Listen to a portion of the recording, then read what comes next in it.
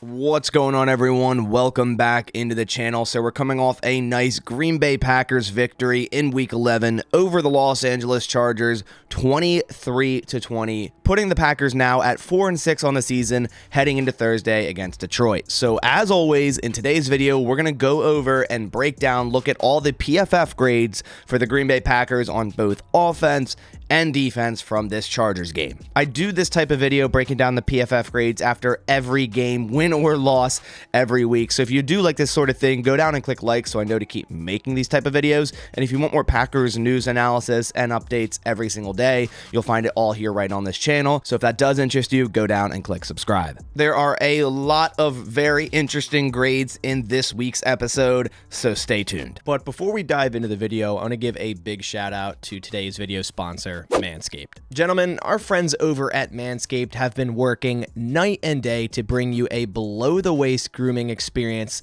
like none other with the new Lawnmower Ultra 5.0. We're talking about a next-generation trimmer with two individual shave blades for whatever shave your mind can imagine. Upgrade your grooming game this year to the Ultrasphere by heading over to manscaped.com and using my code BASS20 to get 20% off your entire order plus free shipping. Their new 5th generation trimmer includes two next-gen interchangeable skin-safe blade heads. The standard blade we're all used to seeing to take a little bit off the top, as well as a foil shaver here to go smooth wherever your heart desires. There are also 3 length setting combs for whatever desired length you're going for. And did I mention this thing is also waterproof? So fellas, get 20% off plus free shipping at manscaped.com with code BASS20. That's 20% off your entire order plus free shipping with code BASS20. I can promise you've never seen a ball trimmer that looks like a spaceship. Get yours today from our folks over at Manscaped. All right, guys, so now let's dive down into the PFF grades from Week 11, and we're going to start on offense because I think we can all agree the offense simply just performed better than the defense. And without a ton of self-inflicted Charger mistakes, the Packers probably don't win this game.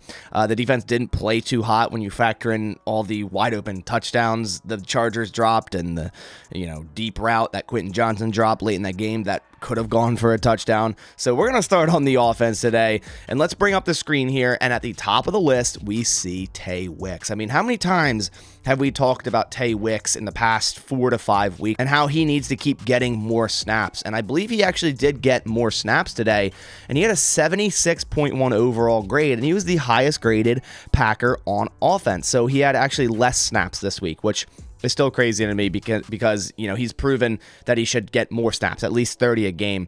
Now, obviously, it depends on how many plays your offense runs, but last week he had 30 snaps against Pittsburgh, had a decent grade. This week he had 24 against the Chargers, and I believe was the leading receiver on the Packers. I think he had 96 yards on 3 receptions, and his success rate and yards per route run are some of the highest in the NFL. Like, this guy, when he's on the field, he's getting targeted a lot because he gets open, and he's creating extra yardage. We saw that nice long play last week where he caught a ball across the middle, broke a tackle, took it for another like 20 to 30 yards. I was raving about Tay Wicks all offseason after watching his tape about how a defined route runner that he is and how he reminds me of Davante Adams in terms of the way he runs his routes. So really nice to see him starting to get more snaps and more targets and showing his abilities. Next on this list is Rasheed Walker, who's had a nice stretch of a couple games here. This is probably one of his better games all season in terms of PFF grade, a 73.5, a 82.0 pass block, and an average 63.6 run block. If we go into his profile here, yes, okay, so it's not his best graded game all season. That was 2 weeks ago against the Rams with a 76, but this week was his second best, 73.5. But he's had a good stretch of 3 games, whereas before that, he was kind of struggling pretty heavily those 3 games before that. So nice to see him really turn around. Like I said, when he was struggling, I thought, okay, just put in Josh Nijman, and I wasn't giving up on Rasheed and the future of him. I still said week in, week out, I believe he could be a future at tackle for the Packers, which I still think he can be. Nice game from him on Sunday. Then we see Zach Tom, who is the second highest graded lineman with a 72.6, a 74.8 pass block, and a 67.8 run block.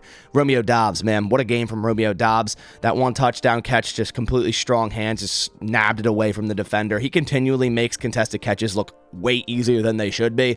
Romeo Dobbs, the 4th highest graded player here with a 71.9. Then we see AJ Dillon as the 5th highest graded player, a 69.3. It's very interesting to look at the PFF grades after a game like this where AJ Dillon on paper didn't run well, because you can kind of make the assumption that if he's graded highly, it's clearly on the run blocking offensive line, which is not a surprise to anyone. The run blocking line, I mean, I feel like I'm preaching to a choir at this point about how poor the run blocking offensive line is for the Green Bay Packers. So again, more just showcasing why it's not on AJ Dillon when he gets hit in the backfield and his average or his yardage is super low in that game because of it. Jayden Reed at number 6 here, 68.8. I think we all can agree Jayden Reed is forming into this premier gadget slot wide receiver for the Green Bay Packers. I mean, they had designed runs for him, one of which he took to the house. Also, excellent block by Christian Watson, Luke Musgrave on those 2 different end arounds there.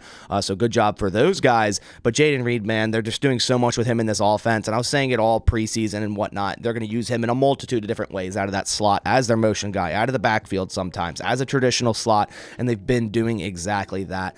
I tried to tell y'all about Jayden Reed. If you guys get that joke, that's a joke that keeps on giving. So really hyped to see what Jayden Reed's been doing in this offense. At number 7, we have Josh Myers. Actually a pretty decent game. 67.4, 76.6 pass, and 63.2 run block. Jordan Love, an average game, 65.5, pretty average. And I'm surprised because I thought he had his best game all season. Whereas, we see his PFF grades the last 2 weeks very, very high, and this one's kind of back to where he was. I kind of disagree with that because I thought Jordan Love was more accurate in this game. He was firing on all cylinders. He was, going to his first read or the open read or going through multiple progressions and finding the open guy. So I thought he had a really good game. I mean, this is an average grade. This doesn't mean he had a bad game via PFF, but I thought it would be higher than this. Emmanuel Wilson, a 62.5. He injured his shoulder. Tucker Kraft, a 61.0. Poor run blocking grade, but good pass blocking and receiving grade. He almost had that really sweet touchdown, but barely stepped out of bounds after hurdling a guy. That was awesome to watch. Luke Musgrave, a 60.3. John Runyon, not normally as bad as we're used to seeing. A 60.0, but still, this is below average. So it's like when you see John Runyon at 60.1, you're like, oh my God, that's an improvement, but it's still bad. Like, it's still, the bottom third of guards in the NFL in terms of grade. So, we see our 56.8 pass block, a 59.4 run block. DeGuara had 1 snap and then I believe got hurt. He's on the injury report. The Packers had an injury report yesterday. It was just a laundry list of so many, but they didn't practice, so it was an estimation. That's why I didn't release a video on it. Be on the lookout for the one today. That'll kind of showcase that better. Elton Jenkins here at 59.5. Not a great game from him in the run blocking game. So again, the interior of the offensive line still kind of struggling run blocking. He was good in the pass game, 76.4. Christian Watson, kind of been down on this bottom half on PFF the whole year at 56.8. Did get a touchdown in this game, but it seems like overall PFF didn't like what they saw too much from him on the field, which, the one touchdown kind of overshadows some of the bad that he did. But I thought he did really good in run blocking. So where you see a 54.2, maybe he was poor in a lot of the other plays.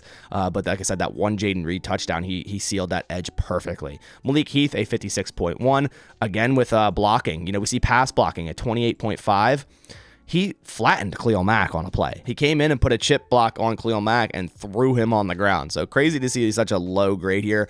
Like I said, maybe he had some other bad plays, but considering that, it shouldn't be this low. Ben Sims had 16 snaps at 53.6.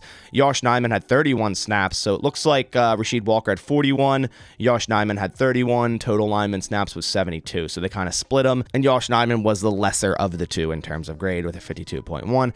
Aaron Jones, really low grade before he got injured, 46.4. And then we see Sean Ryan down here. I don't know where these 6 snaps were. He is on the bottom here. He has a 0 pass block grade with 4 pass block snaps. Not exactly sure when these snaps were, so I can't really attest to his grade here. I still would rather see him over John Runyon. This doesn't really, tell me much. I still want to see him over John Runyon. All right, so now flipping it over to the defensive side of the ball, and man, we got Kenny Clark at the top, and by a lot, an 89.9. Definitely his highest graded game on the year. We see that by far. And the past 2 weeks, he's had some pretty good games. Low tackle grades because he still misses tackles. And that's just kind of a Kenny Clark thing. It seems like he makes penetration in the backfield and misses a tackle a lot. But run defense is 78.1 and 81.8 pass rush, 6 total pressures. That's really high for Kenny Clark. We're not used to seeing that many pressures from Kenny Clark. So really awesome to see that. Carl Brooks, the number 2 graded player on defense with 25 total snaps. Carl Brooks, keep giving this man more snaps. I mean, if you guys watch my channel, you know how much I love Carl Brooks and how high I was on him out of the draft, before the draft, and how I was mocking him to the Packers in the 3rd and 4th round. I'm like, they need to get this guy. He's so versatile. Look at his stats at Bowling Green. And they drafted him in the 6th round. I was ecstatic about it, and I was like, this guy's going to be a nice contributor for the Packers year 1. And look at this, 81.0, 2 total pressures and a sack, good pass rush grade, good run defense grade, decent or above average tackle grade. He had an awesome game. Corey Ballantyne, I keep talking about Corey Ballantyne, how stepping up to the plate and how he's played good every time he's had to. A 71.5 here. And we'll go over the targets and receptions allowed after we go over all these defensive grades. But when you go into his profile, I mean, look at these grades, right? Every time he's got 50 or more snaps, he's graded above a 70. Like, this guy, is going to get re-signed by the Green Bay Packers because of this stint. And he could be a nice depth option next year. Going into next year, the Packers do have a need at cornerback after trading away Rasul, so that's going to be a need in the draft. But it's nice to know that, both Carrington Valentine and Corey Ballantyne kind of stepping up to the plate. Kingsley Enagbare had 22 snaps, a 67.0 and 1 pressure. Anthony Johnson Jr., a 62.6, so still top 5. It's a low grade because the rest of the defense graded really low, but he's still top 5, stepping in for Rudy Ford and starting. Lucas Van Ness, a 61.9, only 12 snaps, so getting 10 less snaps than JJ Enagbare, which is interesting. I think he should be getting more than him. Colby Wooden, only 5 snaps, so it's interesting to see Carl Brooks with 25 snaps, Wooden with 5, whereas, Carl Brooks was drafted 2 rounds later. I like Carl Brooks better, but I think Colby Wooden is good as well, and a good depth piece there. Carrington Valentine, 8th on here, a 60.8. Benny Sapp had 1 snap. Rashawn Gary, kind of down here at 59.4, only 2 pressures. Did have a sack, though. In terms of PFF, kind of had, a couple down games recently. Preston Smith, a 57.4. Keyshawn Nixon, a 56.8. He's usually down on this half. And then we get into the real bad, and this is where it gets really, really bad. And they're probably graded low because of how many plays the Chargers should have made, and Keenan Allen being wide open, and the run defense wasn't great. I think Austin Eckler averaged 6.8 per carry. Quay Walker, a 46.0. It was a game back from a groin injury, so who knows if he's 100% or not. Devontae Wyatt, a 45.8. Did have 2 pressures. Isaiah McDuffie, a 45.8. Had 20 total snaps. We see TJ Slayton, a 45.4. And then Devondre Campbell had 41 total snaps. So McDuffie came in for Campbell yet again. I feel like there's no such thing as having both Campbell and Quay Walker on the field at the same time. It just hasn't happened. Every time that it starts to happen, one of the other linebackers get hurt. Devondre Campbell, poor grade here, 44.1. TJ Slayton did have 2 pressures, though. And then John Owens, I mean, we saw multiple plays where this dude just looked lost. So I think he 100% deserves the worst grade on defense at a 40.5. Horrible tackle attempt on I think it was Stone Smart on that touchdown, and then the post route to Keenan Allen in the end zone for a touchdown just completely blew that as well. So John Owens, man, I mean, we kind of knew what he was. We weren't sitting here going, oh, this guy's been great this year, opposed to what Matt LaFleur said, saying he's playing his best football or whatever he said about him, which isn't true. He hasn't been too hot. He's filled in okay, but he hasn't been too great, and this game was not good. Then to quickly go over the coverage stats for the Green Bay Packers, Keyshawn Nixon allowed 7 receptions on 9 targets for 50 yards. So, teams continue to target Keyshawn Nixon. It makes sense. He had allowed 3 receptions on 5 targets against Keenan Allen. And I said that in my pregame, if I don't want to see Keenan Allen matched up against, Keyshawn Nixon matched up against Keenan Allen. And it happened because Keenan moves around a lot. But Carrington Valentine allowed 3 receptions on 8 targets, so nice rate there, 22 yards only, so nice game from Carrington. John Owens allowed 4 receptions on 4 targets for 56 yards and a touchdown.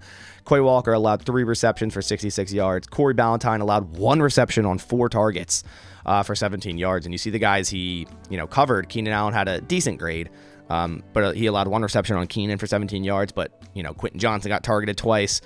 No receptions, a 51.0 grade, and Stone Smart, even though he scored, had a 41.7 grade and got targeted once and didn't catch anything. Campbell allowed 2 receptions for 38, and Isaiah McDuffie 1 for 11. So that does it for all the PFF grades from Week 11, Packers versus Chargers. Hope you guys enjoyed the video. If you did, please leave a like down below. I'll be making my next PFF video on Friday after the Packers-Lions game, hoping we can get another win there. I mean, it's wishful thinking, but the Packers played a lot better against the Chargers, and I know the Chargers are no team compared to the Lions, even though they had just as close as a game with the Lions, just a much higher scoring one.